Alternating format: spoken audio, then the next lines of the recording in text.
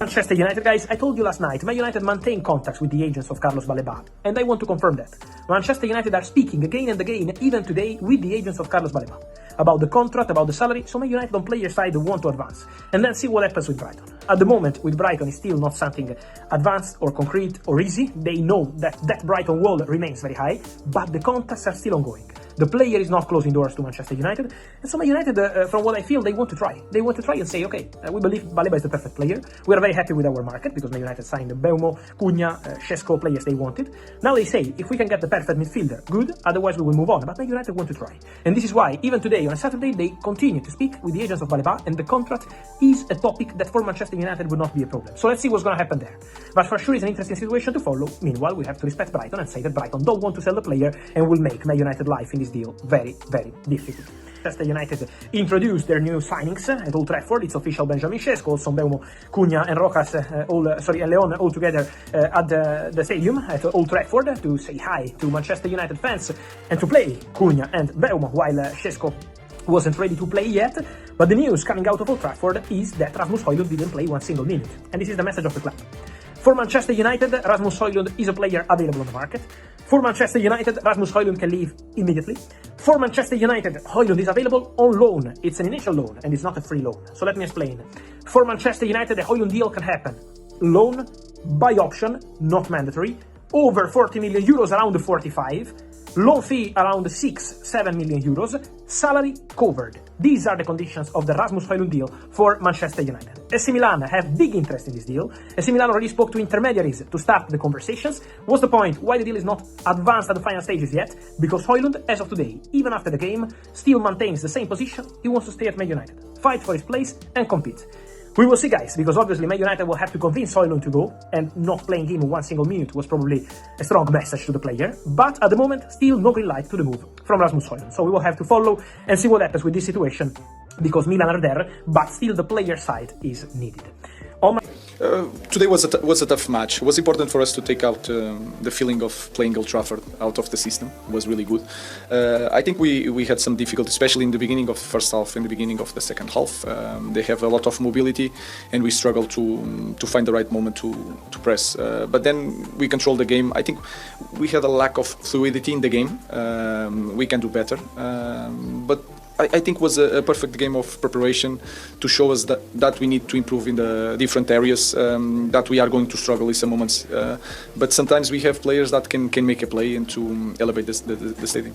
Attacking set pieces seem really positive for you today as you went through the game. The delivery that you've now got from right-footed and left-footed players gives you a balance, doesn't it? I think that is the most important thing. Of course, you need to have good players to score goals, but the way we are kicking the ball gives us a lot of chances to score.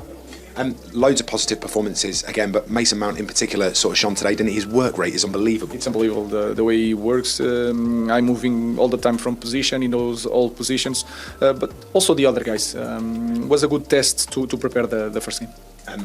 You've then got Matheus Cunha and Brian Mbeumo, and their relationship is growing with every passing minute that they spend on the pitch. It's going to be special, that, isn't it? Yeah, and I think they are maybe 50-60% of what they can do. I think, like any other team, we are going to improve during the season, and they are going to be so much better. In some moments, I felt that we need, because of the one-against-one in all the pitch, we struggle without a reference as a striker. We have a new player, so we'll see.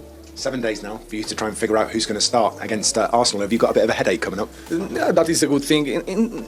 It's supposed to be like that, not like in last season that we have to struggle to put 11 players on the pitch.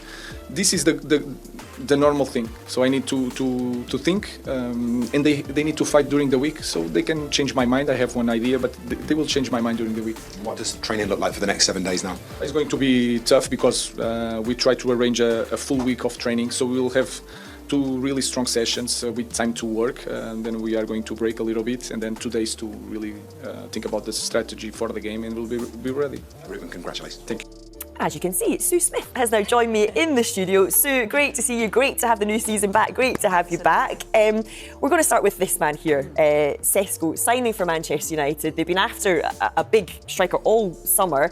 What do you make of what you know about Šeško? I think it's a good signing, and you can clearly see why a lot of clubs were after him. He's still young. He's obviously got a lot of potential and a lot of sort of, you know, growth within that ability that we've already seen. He's certainly got the physicality that you think could certainly perform in the Premier League. He's a real presence. You feel that, you know, if they want to play the ball into him, he can certainly hold the ball up and link play. He's also got pace to get in behind. We know that he's a goal scorer, but again, I think he can even get better with that. So you just feel with Manchester United's business, with those attacking players that they've already brought in with Premier League experience and quality, you're then adding a young player with a lot of potential to that. And it must be really exciting for Manchester United fans, because after such a poor season last year, a season where we know that they needed to add more goals and more creativity, you look at that front line now and you think, wow, this could be really exciting for Manchester United. Yeah, and I mean, obviously bringing in the likes of Mbeumo, we've seen them, they were introduced to the Old Trafford crowds at the start of the game. Do you think United fans, as you said, should be excited about what's ahead for this new season? I think so, and Ruben Amorim obviously came in mid-season. He didn't want to do that. He wanted a pre-season with his team. I think to change a style and a philosophy mid-season was always going to be difficult. And, you know, he's now had that pre-season. He's now got the players in there that he obviously wants to get in. I think there's going to be certainly outgoings from a Manchester United perspective. But yeah, if I was a Manchester United fan, I'd certainly be looking forward to watching these players play, because yes, you've got somebody that may take a little bit of time to adapt to the Premier League in Sesko, but you've got, like you say, Mbeumo, you know, Cunha, players that are Premier League ready. You know, they know how to perform. We know that they've got absolute star quality, whether that's goals, whether that's assists. So yeah, I'd certainly be excited, I think. Sesko, as you mentioned there, he then travelled to the UK yesterday evening. We brought you those pictures on Sky Sports News, and then today we understand he's been in Manchester undergoing his medical. Just to give you a bit of insight though, Mike, I've actually been in the training ground today to have a look at Manchester United's new £50 million men's building facility that they've revamped over the last 12 months. Didn't see Sesko around, I have to say, even though they have some brand new spanking medical facilities.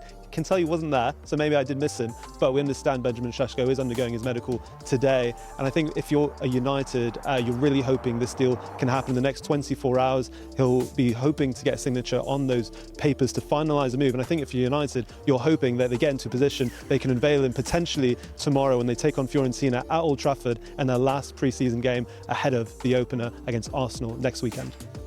OK, Dan, we've spoken a lot in this window about the players that need or perhaps will go out of Manchester United. What's the latest on that situation?